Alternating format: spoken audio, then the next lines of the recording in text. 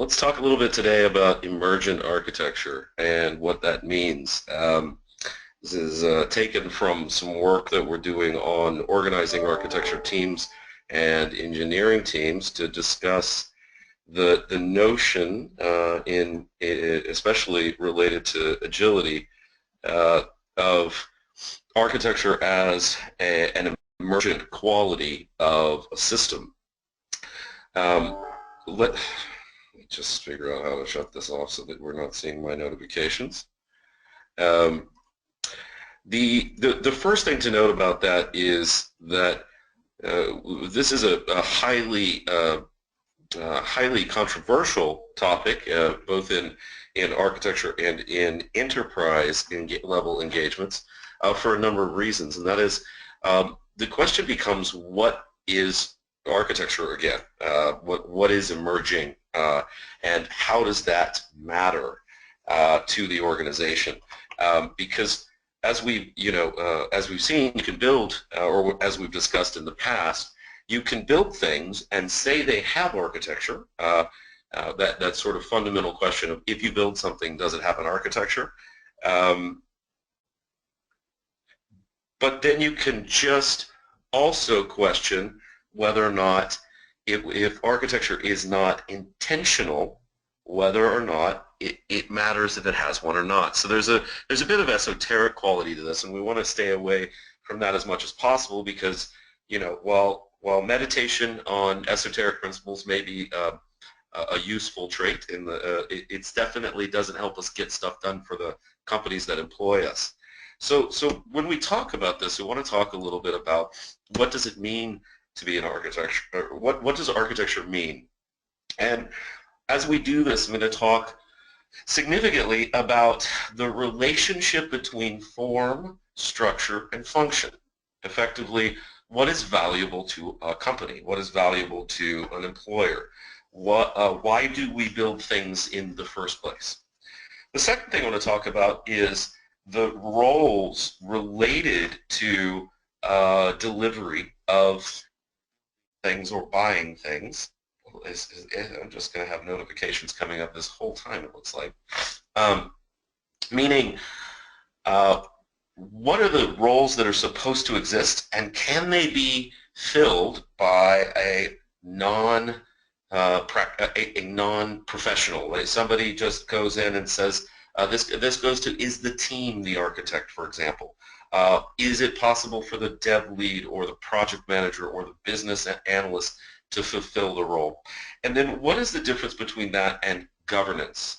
Are we looking at some picture in the future that we want to have fulfilled, and how does that relate to organizing a team so that we understand we know what is emerging?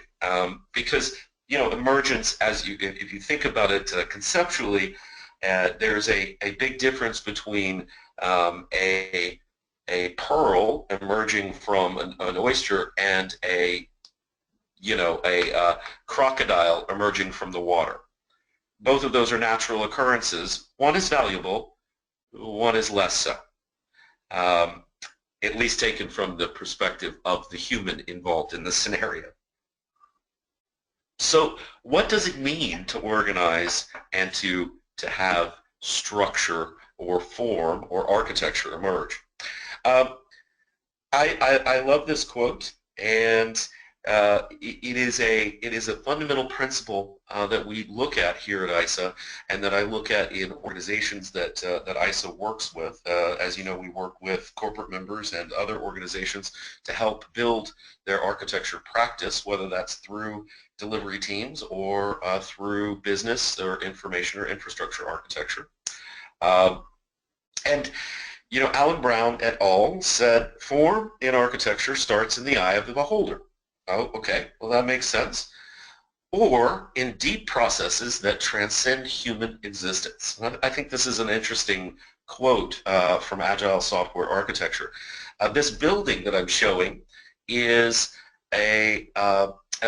is one of my favorite buildings in the world. And take a second and close your eyes if you're listening, and think about the building that you find most inspiring, that transcends human existence, that goes beyond for you? And then open your eyes, and I want you to think about what you saw. Now, as we look at this building, and again, we're not going to look at the insides of it because, analogies between building architecture and technology architecture are often strained from the beginning. But I want you to think about the space that you imagined.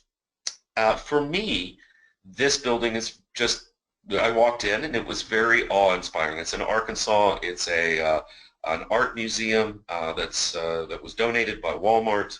It is a fantastically beautiful space. It's at the bottom of a ravine. It's surrounded by beautiful woods. You can tell there that it has kind of almost a bug-like carapace in certain areas. It has a certain reminiscence to that, though in person it doesn't give that sense.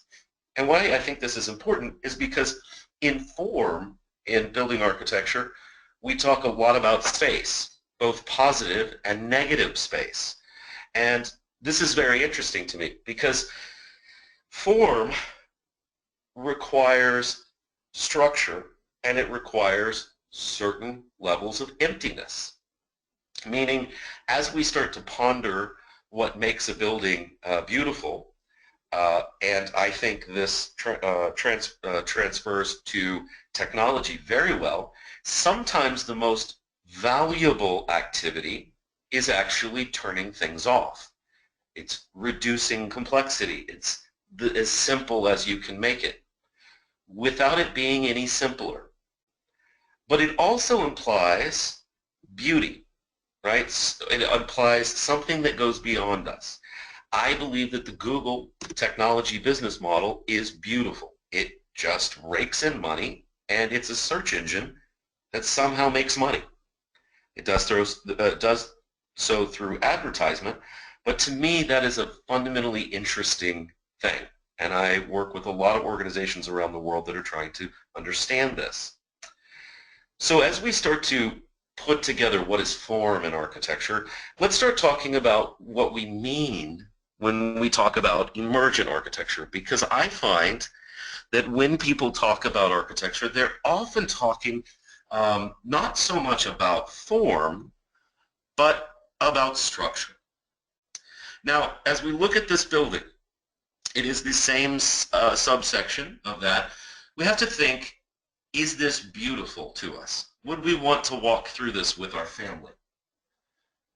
Is this valuable to the people paying for it? In this case, it is a charitable activity, so valuable has slightly different meanings. But if we were to presume it's a for-profit activity, building out a museum or an art exhibit or something that you wanted to get attendees to, then it becomes a different question. So there would be some question to whether or not we would want to attend this opening if this is what we saw. Now the engineer in us probably says, wow, this is great. I'd love to see how use and how did they support those, and what happens if you get strong winds? How did they measure the pressure on the pylons and the foundation? There's a lot of very interesting sort of structural engineering questions related to this, but in buildings, that question is an engineering question, and it is not related to the value in the organization that fundamentally created or paid for the creation of this. If you think in terms of product owners, or if you think in terms of business owners, a business owner is not going to get value out of this until the first person pays to get entry. And they're not actually going to get value out of it until enough people have paid for entry that it pays for the construction. There may be other kinds of value related to it, but I like to keep things simple right now. We're in esoteric land enough without getting into multiple value types. We'll be there soon enough. So what I have found over time, and what we see happening, is people use the word architecture in direct correspondence or as a direct synonym, not with form, but with structure. We talk about architecture related to quality attributes. We talk about the architecture being the structure or the system and how it's formed. And if you look at the SEI definition for architecture, you'll see very quickly that it describes the components and their interfaces and their behavior between each other and a whole host of other interesting structural concepts, but doesn't talk about the overarching purpose of the system. Traditionally, we've used structural concepts to describe architecture, the quality attributes. Is it performant? Is it reliable? Is it accessible? Is it available? Is it scalable? Is it usable? Is it flexible, maintainable? Those concepts are cross-cutting horizontal concerns, which are primarily structural in nature. It's roughly equivalent as to, can it withhold its shape under abuse? So if usage scales to a certain percentage, will it still be available? Will it still be performant? Now, I find that while that is interesting, what we look at is the relationship between structure and form. And as the architect works towards a process, what I've often found when I walk into projects is that when they talk about their projects, they talk primarily about function. And functionally driven architectures are very interesting. They have a tendency to come out looking a little like this. Now, while this is fit for purpose, again, as long as your only purpose is to sort of keep the rain out, this building is fit for a certain amount of purpose. You could put a bed in there potentially. It may fall down, but it may not. Presumably it's there because it's still there and somebody is living there or used to. But it misses out completely on both structure and form. It would probably fall over in a stiff breeze. It would likely not fit many purposes for the individual or the family that wanted to use it. And yet this is a functionally driven architecture. And this is often what I find people building while they focus on what we consider to be requirements. I would argue that function or requirements are one of the worst measures of a system. And in fact, we'll get to this in a moment. In fact, I think that the vast majority of our measurements for success in technology delivery, whether we work for IT or we work for a consultant or we work for we actually report directly to a business unit, we tend to use three primary measures. We tend to use requirement, which is function, or non-functional requirement, which is quality attribute, or we use constraint requirements. Now, we tend to, the other aspects, so requirements are one way that we measure success, and the other aspects that we use to measure success are effectively process and budget, or time and money. Well, the problem with that is the vast majority, if you think about measuring the success of a advertising initiative in the same way that we do, say, a technical initiative, you'll see the error of that logic quite quickly. So, for example, if your advertising group or your marketing group were to go to an advertising company and say, we have a $100,000 budget and we'd like to advertise our product. And the advertising company came back and gave them a set of campaigns that they looked at and said, yeah, these are great, we love them, they're fantastic. Then delivered those campaigns on time, and they gave them a budget of, let's say, $90,000. So they saved $10,000, so they're feeling really good. They deliver those campaigns on time and get them out there in front of customers, but they don't get any new leads. Now, it would be hard to argue in most business circles that that advertising campaign was successful. And yet, those are the exact measurements that we use to judge the success of software or technology infrastructures. And it looks very, very much like we are measuring it based on the functions that our users specify, not the form that would provide value to our enterprise.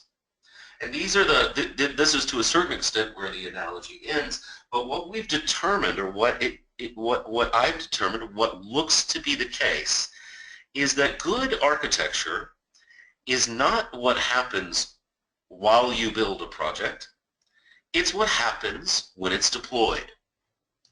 Meaning you cannot know if a product is successful. Let's see if I can put this in display mode. You can't know if a product or project is successful until you have actually, well, that's at least better so you're not distracted, until you've actually deployed it. And that means that we look at what does a product do? What is value then?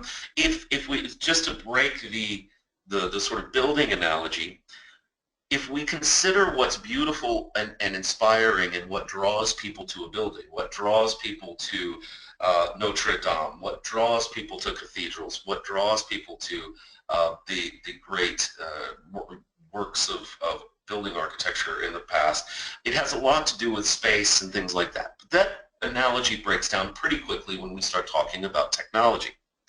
Because in often cases, what draws people to technology is usability, is fit for purpose. It helps me do work that I could not do otherwise. It helps me buy things I couldn't do otherwise. It helps me navigate in strange cities.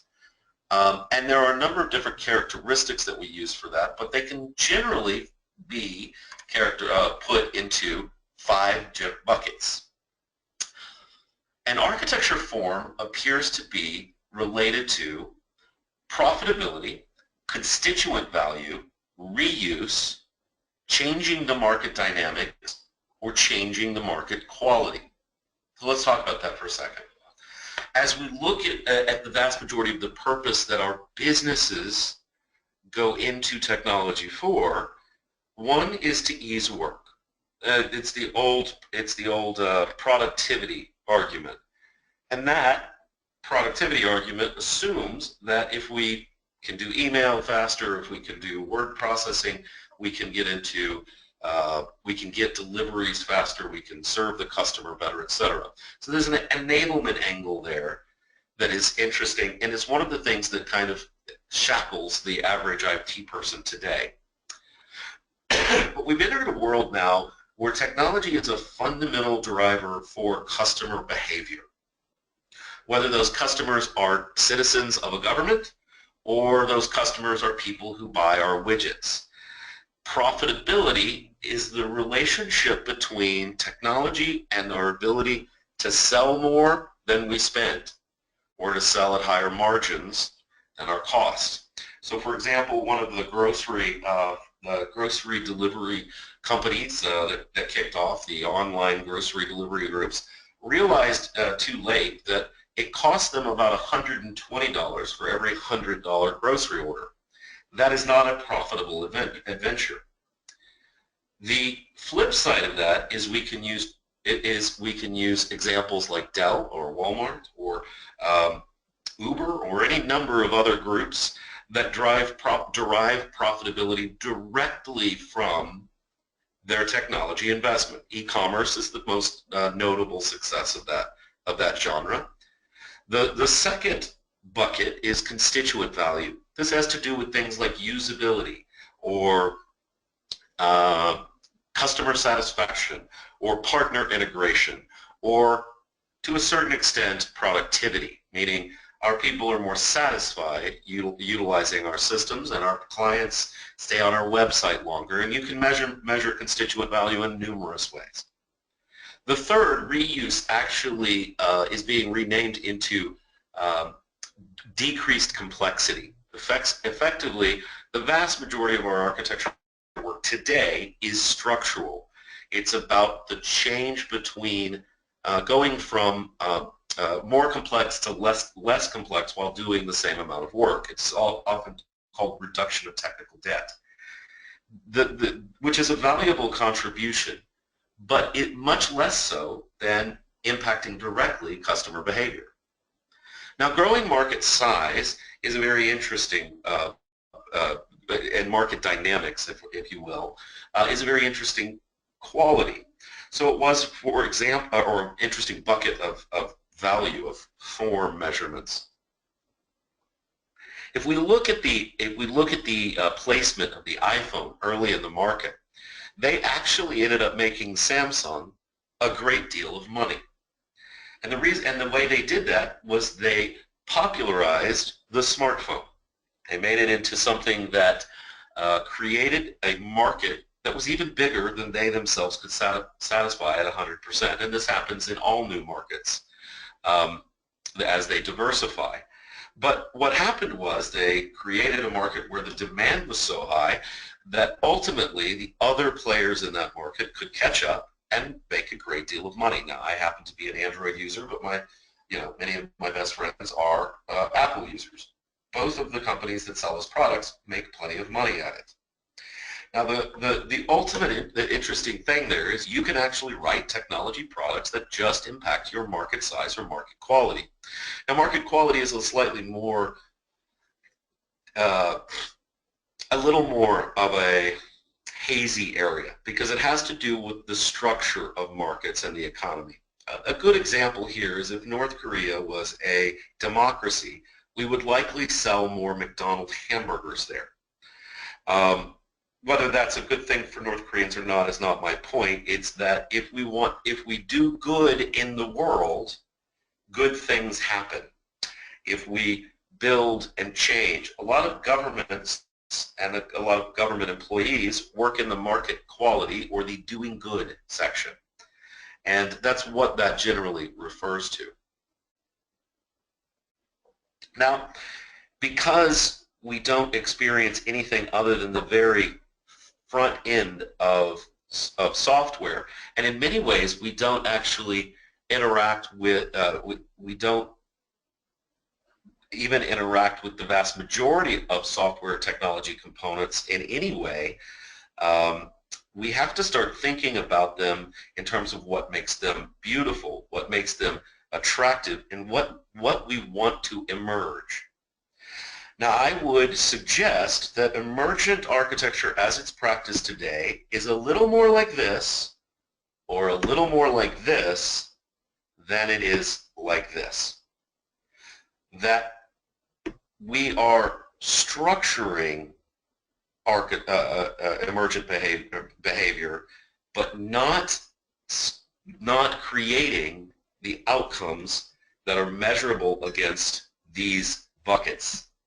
In many cases, that's of course not universal, and sometimes we luck into it, but I would suggest that architecture as a practice should not be about luck. It also doesn't necessitate a particular way of choosing what we're building.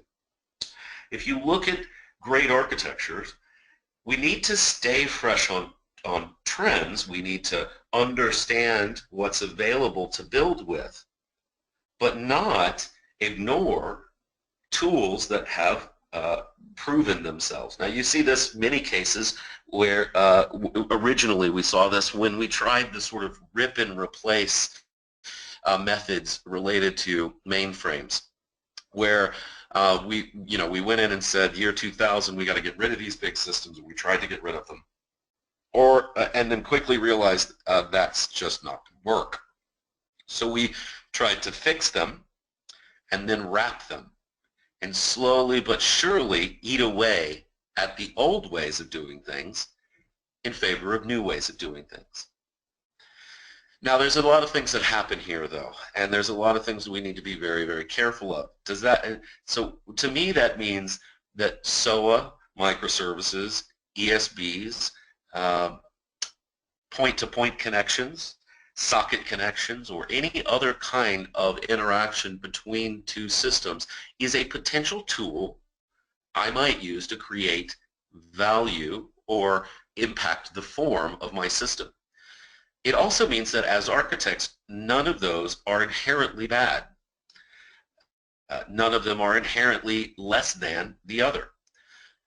The tools that we decide to apply against a particular business problem, a particular value creation problem, should be commensurate with the type of value we're creating and the type of architecturally significant requirements we can identify that are traceable to value outcomes. Now, this kind of thing takes quite a bit of skill. It takes quite a bit of experience. We've taught this in the ISA core literally thousands of times to thousands of students. And it is a struggle because our engineering mindset teaches us to meet requirements, but our architecture mindset teaches us to solve shareholder problems. Notice I didn't say stakeholder there. In many ways, we've got to consider that the architect is a form of product owner that looks at technology as a tool to drive customer behavior. And when I say customer, I do not mean the customer of the team. I'm not talking about stakeholders. To a certain extent, architects need to be trained to think as a shareholder or a business owner themselves. And this leads to a lot of very big questions, some of which we have answers to and some of which we don't. But it is our job here at ISA to ask the tough questions. The emergent architectures I see often look like emergent structures that don't have a form. They'll hold up under any amount of usage, but they don't know where they're going, and they don't know what to do other than to satisfy requirements. Now, this is a deeply important question for technologists in this age. Technology is the business now. There is no bank, there is no manufacturing group, there's no shipping company, there's no government, there is no restaurant that can afford to ignore technology's direct impact on its ability to attract and retain customers. And yet, the reason that our business partners got into sales and marketing and finance and operations was because they did not or were not fully attracted to a technology background. This creates a fundamental problem in terms of what to invest in. As IT sits and waits for its business partners to come up with what they want, we've actually left behind the notion of helping them know what they need. And that means, to a certain extent, acting as business owners ourselves, being willing to deal with uncertainty, being willing to deal with new technologies and make a business proposal to our partners on equal footing that they make to us. Again, I don't want to overemphasize IT. Organizational structure itself is simply about how do we take a group of people and put them in groups that we can get them to do useful work. One of the reasons why finance doesn't talk about finance reporting to other business units is that we've found over time that finance people like to work with finance people and are more productive if they do so, even though on a day in and day out basis they interact with almost the entire company. So the reporting structure is not necessarily the same thing as the day in and day out business structure, or your role is not equivalent to who you report to. And this has interesting connotations as we start to look at teams and how we organize them. Now, ISA is very fond of looking at teams and understanding what the primary roles and how do we support and not reject the existing roles while at the same time making space for the value that highly professional and highly trained and highly capable architects bring to the system. And we call this healthy tension. Now, in the vast majority of organizations still today, architecture is effectively where engineers go to die. And I say that jokingly. I don't mean that the engineers or the architects are not highly skilled. I mean that they have organized architects as above engineering, that the engineering career path stops below the architect career path. Now, this has some really fundamental disadvantages, and it is what I believe that the emergent architecture marketing is, and in many ways the Agile movement is reacting and negatively to, is it makes it look like the architect is effectively smarter than the delivery team. The problem with that, of course, is that while architects and engineers have overlapping skills, they tend to approach problems in a fundamentally different way, meaning they have a different reason for being on a project. The engineering and architecture have a real opportunity. Engineering and architecture have a real opportunity here, just like business practitioners and architects have a real opportunity, as well as the PMO and architects have a real opportunity to work together in a way that fundamentally supports both of their skill sets, even though some portions of them are overlapping, by creating a role at the project level that is fundamentally proactive, not governance-oriented, meaning I as an architect am not here to tell engineering how to be better engineers. If you have an engineering quality problem, the role that ISA suggests doesn't mean that architects come in and fix it. We may fill a gap briefly, but it supports high-quality engineering for high-quality engineers, meaning engineering solves its quality problems. And what would that mean in the real world? It means that I, as the architect, participate in code reviews, but not because I'm there to review other people's code. I'm there listening for a fundamentally different purpose. I'm actually in the project looking for form and structure, whereas my engineers and my partners are looking for structure and function. This has some really interesting outcomes when done in the real world. It means that I, as the architect, am looking up and out. I'm looking for opportunities to do less with more. I'm looking for reuse opportunities in projects across the organization. I'm looking to meet governance standards so that we don't necessarily have to go through a governance review. And by the way, that means architects are not a governance function. There is already a governance function in your enterprise. It works very well if left to do its job.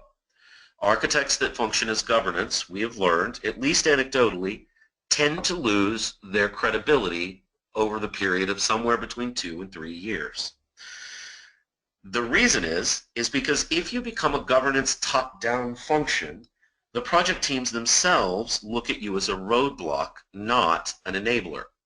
Therefore, just like water will find a way to go around anything that isn't a massive dam, and it will still look for ways to go around it, the team will look for ways to go around you. If that means that they have to file for an exemption from an architect standard or a governance standard, then they will do so. And they will get their product owner to file it and support it and make it happen. In another way, it also forms a distrust relationship, and it leads to architects that are less than capable. I write code on a regular basis. Whether I'm working on a project or not, I'm working on a prototype.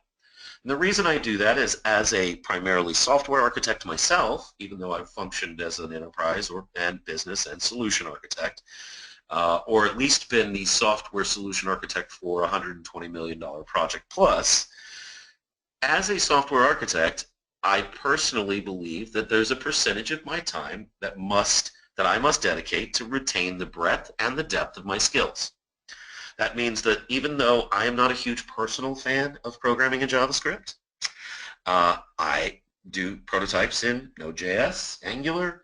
I tend to use TypeScript because it makes me a little happier, but still, ultimately, I don't reject technology simply because I have moved to a higher level. And that is effectively what we've learned over time, is that, if the chief of medicine stopped seeing patients, you probably wouldn't want to be seen by the chief of medicine within a couple of years. If they don't retain their skill, they become ivory tower. At the same time, we also have seen architects that have been applied to too many projects. The vast majority of enterprises put architects on anywhere between 3 and 10 projects. Now, you cannot be a proactive member on more than 3 projects, and you can't even be a proactive member on 3 big projects.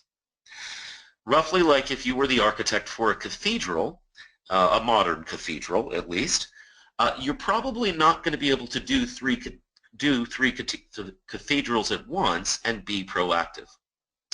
Now, what does that mean? What is the architect's job then in this world of emerging trends, emerging capability, and how do we relate that to value? Now, if you look at the sort of Agile transformation group image which I like, and it's a little busy, but if you look at SAFE, if you look at DAD, which is Disciplined Agile Delivery, that Scott Ambler's organization works with, you will see that the architect becomes a fundamental part of the delivery process. Now, this will happen in a couple of ways. One, an architect tends to be 1 to 3 iterations or increments ahead of their teams. 2, they sit next to their teams and with their teams. 3, I have a fundamental different reason for being there.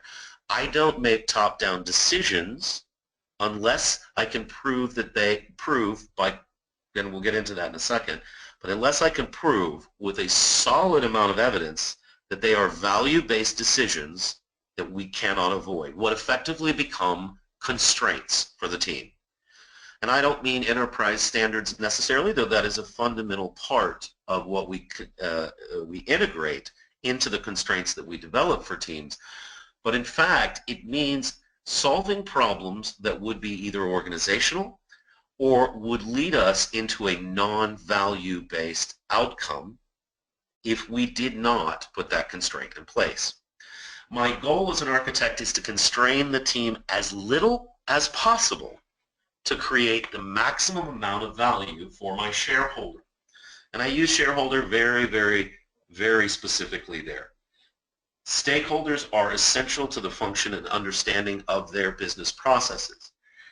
Those business processes, as all of us have experienced in the past, are not necessarily all optimized for business outcomes. Many of us have had to deal with fiefdoms, have had to deal with politics, and have had to deal with organizations that do not want to be measured against actual value stream outcomes for their customer. And again, customer is not the product owner or the project sponsor. Customer is our real customer. Now, for those of you that are consultants, what does this mean? It means that you have to fundamentally function when you are employed by a client as if you work for them. This is the trusted advisor status and how you build it. When you pay me for the hours that I work on your project, it is as if I worked for you. That meaning, while you're paying me, regardless of whether you're paying my company or me directly, it is as if your shareholders are my shareholders. And that means I make decisions that are fundamentally in your best interest, not necessarily in the best interest of my vendor or service integrator firm. This has happened in numerous occasions. We've worked with numerous service integrators that have committed to this level of contribution, and it is a very important component of what we must do to make architects a true trusted advisor and value-based profession. Now, that being said, what happens when you do this? Okay, so let's say that we're working through the integration of our product with another product in the enterprise. While you are building out the initial iteration, I will be working on the iteration 2 or 3 in part.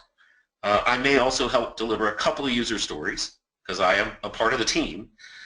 So I may jump in, but I'm not going to be on the primary path because what I'm trying to do is effectively clear the way for us to get to the other path. Now, does that mean that I don't talk to you about those decisions? Absolutely not.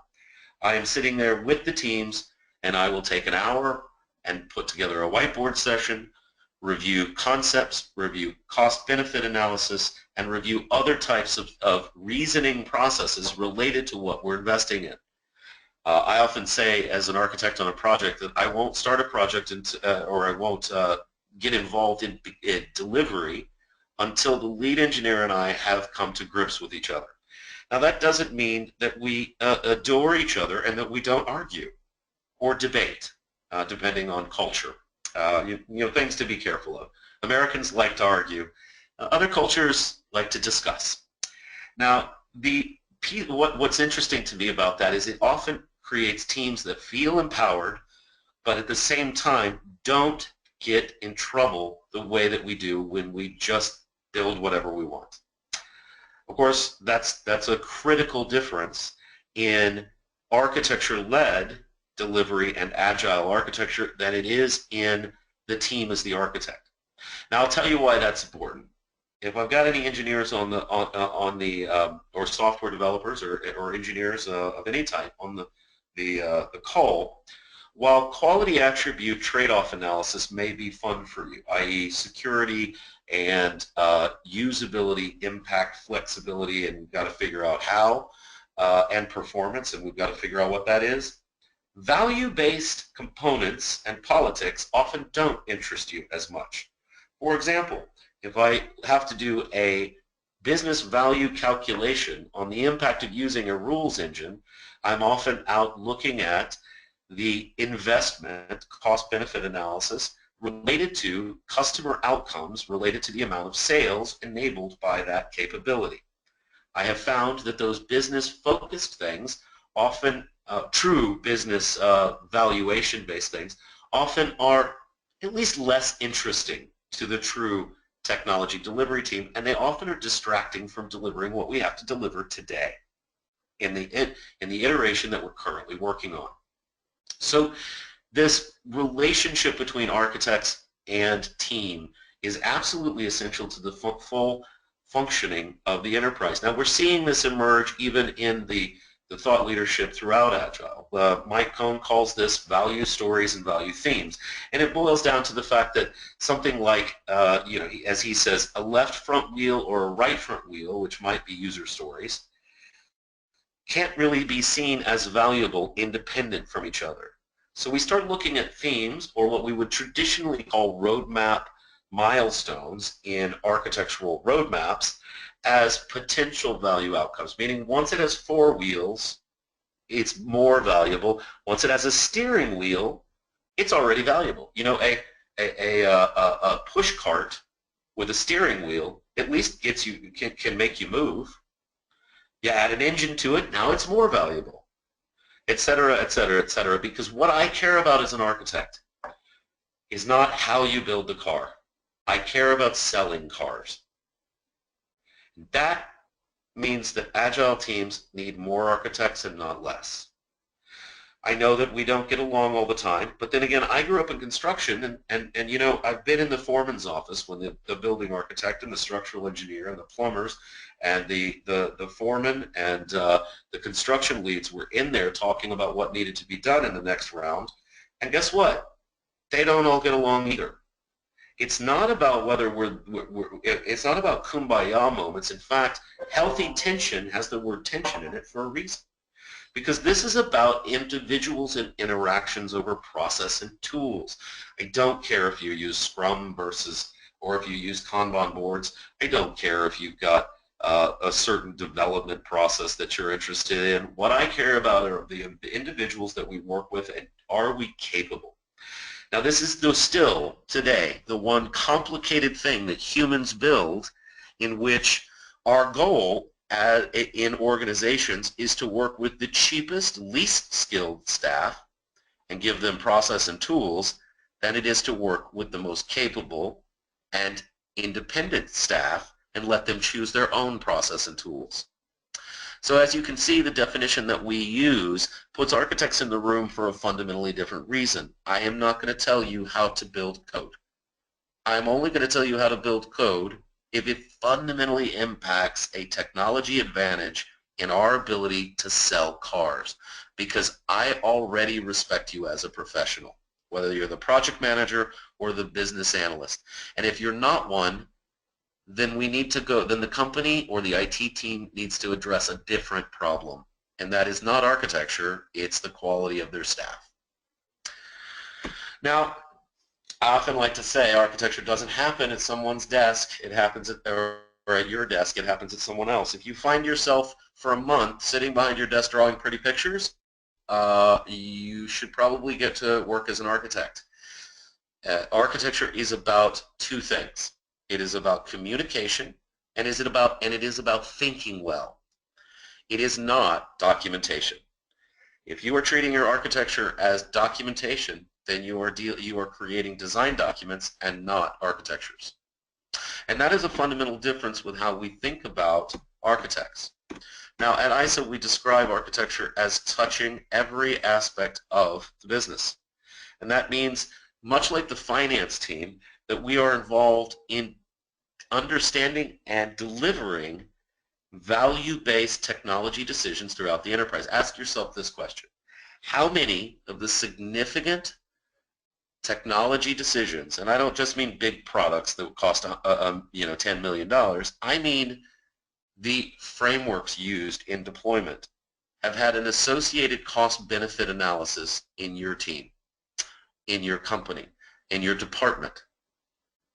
Now liken that to finance. How many of the significant financial decisions in your company have to have financial involvement from the finance team? I was a technology manager for a major company, had a $5 million budget that was mine. Had I arbitrarily decided to spend that $5 million on investments in the marketplace, I would have been fired and probably sued. It's still questionable whether or not that's an actual criminal behavior. I don't believe it is. First of all, the checks would have never gotten written, but ultimately, finance is involved in how the company spends money. Architecture is involved in how the company invests in technology. That doesn't mean engineering is not involved. It just means that we develop a skill set to deal with the uncertainty necessary to make strategic plans at both the lowest level of the organization, i.e. maintenance and projects, as well as the highest level.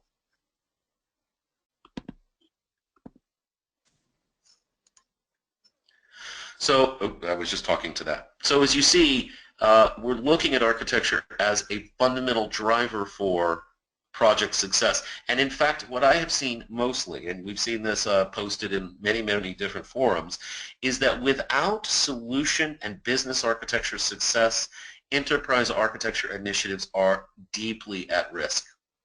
Because of the nature, it'd be roughly the equivalent of a hospital having a chief of medicine, a chief of surgery, a chief of OBGYN, but no actual other doctors doing the work at day to day. So when you're not seeing patients, you're chiefing, but that's only valuable if the patients are being seen. And this is where I find organizations tend to go backwards. First, we need to deliver business architecture and solution architecture success. I would say first, we need to, in fact, deliver solution architecture success. And when we do that regularly, then we move to the business architecture capabilities and deliver success there. Then we have a chance of succeeding at enterprise level initiatives. Strategy development and resource allocation are one of the biggest questions that we get related to this then. In ISA's terminology, business architects are still technologists. Notice I didn't say programmers.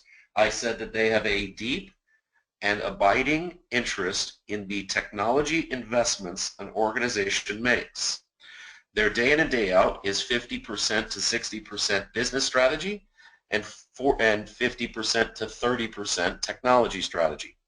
They work hand in hand with technology, deep technology architects or solution architects to envision the strategy necessary over the next 3 to 24 months, depending on what your organization has decided its risk profile is, to set those roadmaps necessary to understand where we're going. At the same time, the PMO is working with business owners and relationship managers to deliver the who, when, and the resource and timeline.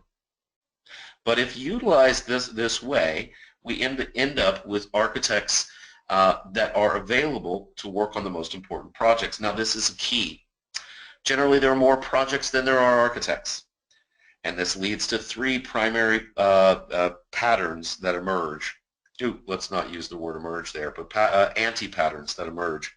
One is architects become governance focused, i.e. they become a rubber stamp or a roadblock. In other systems where there are too few architects per project, often we'll have architects create design and throw it over the wall. This is the senior designer.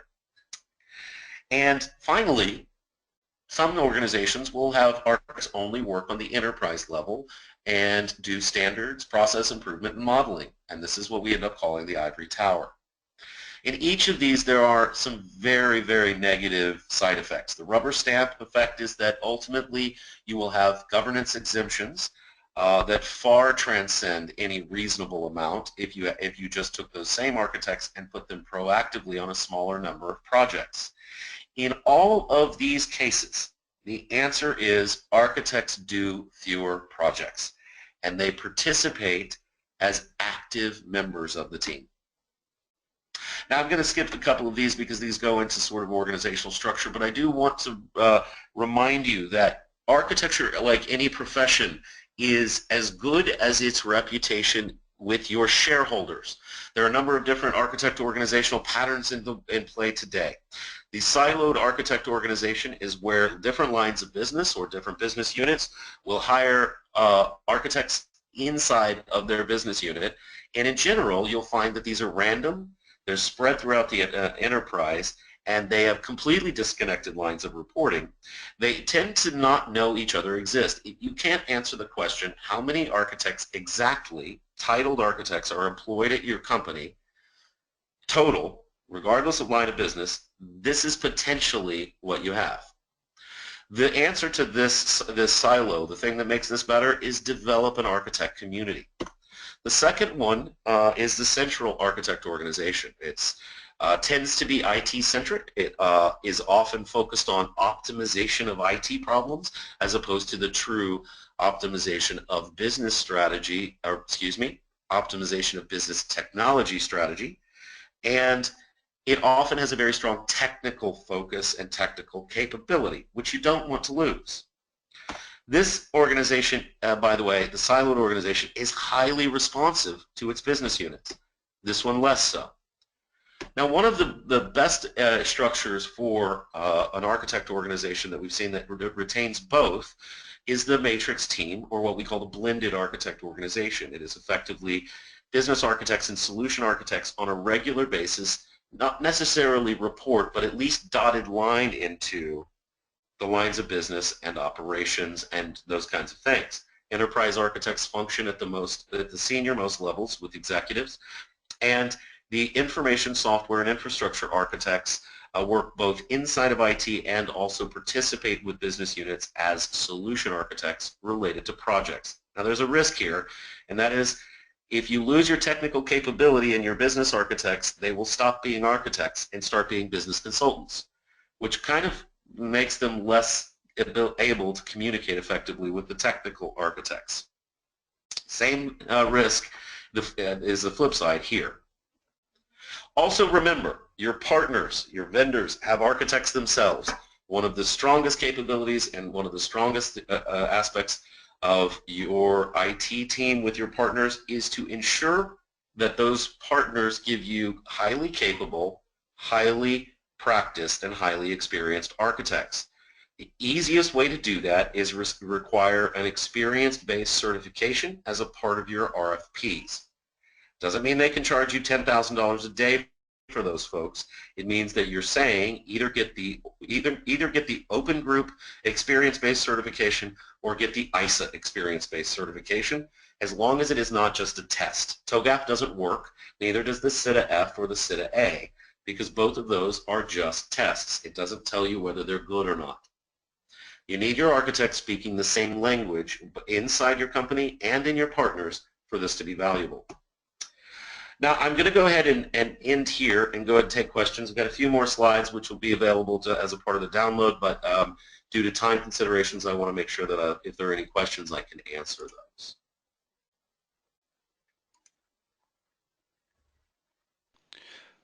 Alrighty, great. Great presentation. Thank you so much for taking the time today and giving such an excellent presentation and teaching us so much. With that said, I'm going to start Paul's poll. So please, if you can get a moment, just rate his presentation with 5 being the best.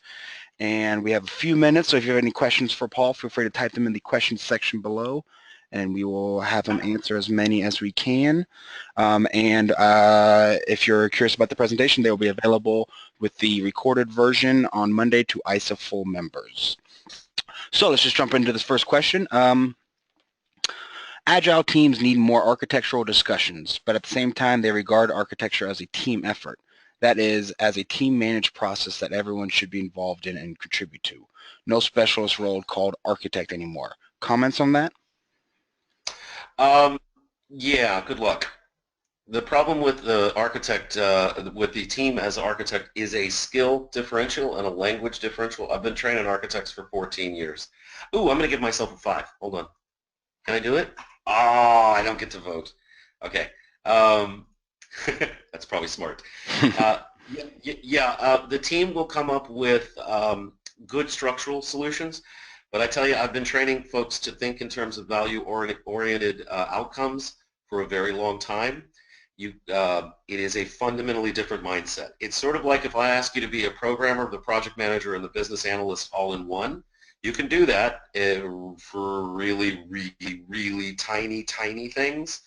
But teams are not trained in the thinking in the skill set of an architect, nor is the average team interested. Ultimately, the notion of the team of the architect can be done, but it requires very specific guidelines and a very mature architecture practice. We call this the extended architecture team. Now, as you can see here, in most organizations, architecture only accounts for about 1% of the IT footprint. So you end up with the chief architect, the enterprise architects, and other architects, solutions, software, infrastructure, whatever that is. Maybe there's one of them, maybe there's 50 of them. Largest I've ever seen was about 600. Still, they had more projects than they had architects. So what happens is the other roles start to take on effectively architecture practice. And this is doable. In fact, we're working with 2 or 3 organizations right now to allow the team to be more architectural. But notice that I don't say, but that has to be limited to certain types of projects, certain types of engagements, because as you get to more and more complicated architectural projects, it's roughly the equivalent to trying to be the CEO, the COO, the CFO, the CXO, whatever. The level of skill required to focus on value-based optimization of outcomes, as well as the need to look at governance structures, to look at the long-term technology roadmap, are distracting enough and require a fundamentally different skill set. So what you want to do to make what you're talking about work, you need to, okay, I'm just going to pitch you ISA, because this is what we do. Call us up, and we will do 1-day training sessions or 2-day training sessions with your other roles to help them understand what pieces of architecture they should take on alone versus calling an experienced architect. Again, try to think about if you've been an electrician your whole life, are you going to go design houses? You could, but the question is anybody going to pay you to do it, and is it a good idea? Doesn't mean you're a bad electrician. It just means we think about different things, and we've practiced different things for many, many years. Takes most of us 7 to 10 years to become a good architect, a great architect, I should say. You can do a good architect in about 5.